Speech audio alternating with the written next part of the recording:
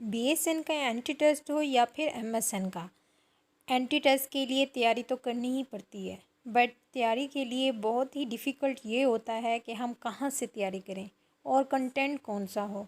तो कंटेंट के लिए आपसे शेयर कर रही हूँ कुछ MCQs जो कि बहुत ही इंपॉर्टेंट हैं और क्रिटिकल केयर नर्सिंग से रिलेटेड हैं। ये MCQ आप अच्छे से सुन लें।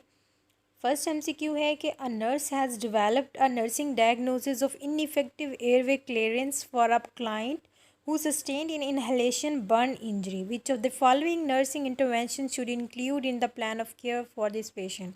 एक पेशेंट बर्न इंजरी के साथ, जो कि इन्हेलेशन बर्न इंजरी के साथ है, और पेशेंट का एयरवे क्लियरेंस जो है इनफेक्टिव है, तो आपने उसकी इंटरवेंशन में सबसे पहले क्या करना है? क्या आप ऑक्सीजन सेचुरेशन देखेंगे, इनकरेज करेंगे कफ के लिए, elevate the head of bed, assess respiratory rate and breadth sounds every 4 year. तो इसका जो राइट आंसर है वो है elevate the head of the bed. Yes.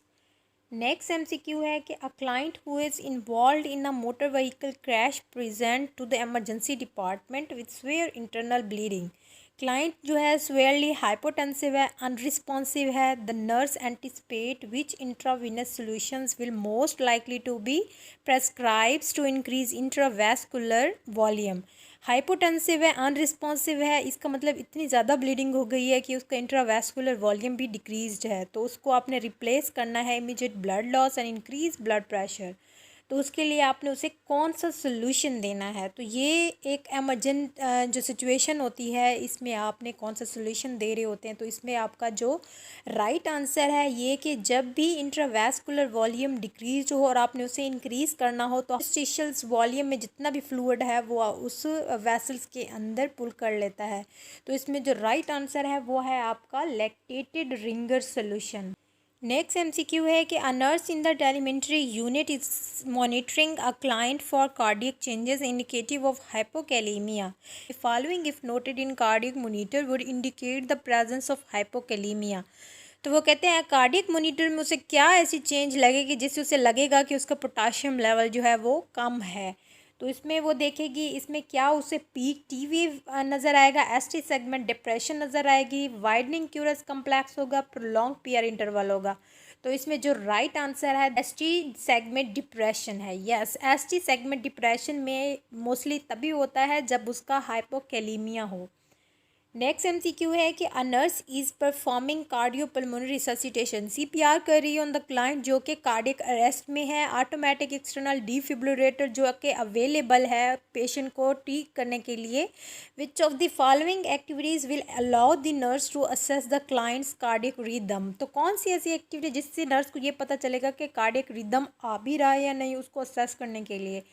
तो क्या वो hold the defibrillator paddle firmly against the chest, क्या वो उसे होल्ड करके रखेगी तो ही उसे अंदाज़ा होगा। Apply adhesive patch electrodes to the chest and move away from the client. Apply standard ECG monitor leads to the client and observe the rhythm. या फिर connect standard ECG electrode to a transtelephonic monitor. तो इसका जो right answer है that is the apply adhesive patch electrodes and move away from the chest. A client who sustained an inhalation injury arrive in emergency room. Initial assessment में nurse जो है वो note करेगी कि client very confused and combative. The nurse determine that the client is most likely experiencing. तो अगर एक patient जो कि confused है तो इसका मतलब वो एंग्जाइटी में है, फेयर में है, पेन में है या फिर hypoxia है। तो इसमें जो इसका राइट आंसर है दैट इज़ hypoxia, क्योंकि वो confused भी है और combative भी है। तो इससे हम एंग्जाइटी नहीं कर सकते बल्कि उसे ऑक्सीजन की डेफिशिएंसी हो रही है। दैन इसकी जो करेक्टरिस्टिक्स हैं वो ये हैं। A nurse attempts to relieve an airway obstruction on 3rd year old जो कॉन्शियस चाइल्ड है। The nurse perform the manoeuvres correctly by standing behind the child, placing her arms under the client's axilla and around the client's and positioning her hands to deliver thrust between. अब वो उसके पीछे खड़े होके उसको इस तरह पकड़ा हुआ है और उसे थर्स्ट कर रही है। तो दैट इज़ के groin and abdomen, umbilicus and groin, lower abdomen and the chest, umbilicus and xiphoid process किस जगह पे देगी? That the right answer is umbilicus and xiphoid process. Emergency room nurse is monitoring a client who received treatment for a severe asthma attack. The nurse determined that the client responsive जो respiratory status है वो वर्सेंड हो गए, विच of the following is noted on assessment. तो nurse की क्या जिम्मेदारी है कि जब एक एस्थमेटिक पेशेंट आता है तो उसका रेस्पिरेटरी स्टेटस को डिटरमाइन कैसे कर सकती है, डिमिनिश्ड ब्रेथ साउंड हो रही है या wheezing during inhalation, wheezing during exhalation, wheezing throughout the lung field. तो इसका जो राइट आंसर है that is the diminished breath sound. The nurse is performing CPR on 7-year old child. The nurse delivers how many breaths per minute the child? The right answer is 20 breaths per minute वो उस child को जो है वो CPR के दौरान। A client in cardiogenic shock has a pulmonary artery catheter placed. The nurse would interpret which of the following cardiac output and pulmonary capillary wedge pressure reading as indicating that the client is most unstable.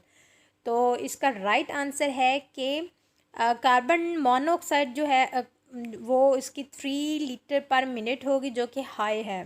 A nurse is performing an assessment on a client who was admitted to the hospital with the diagnosis of carbon monoxide poisoning. तो इसमें assessment के दौरान में nurse ने primarily elicit data related to the deterioration of the client's condition. इसका जो right answer है वो है level of consciousness. Next है कि a nurse suspects that a pulmonary embolism has developed in the postpartum client with femoral thrombophlebitis. The immediate nursing actions would be to।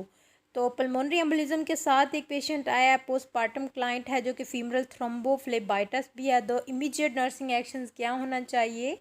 And the administer oxygen by face mask as prescribed at 8 to 10 litre per minute. तो आपने उसको फ़ौरन ही oxygen supply करनी है।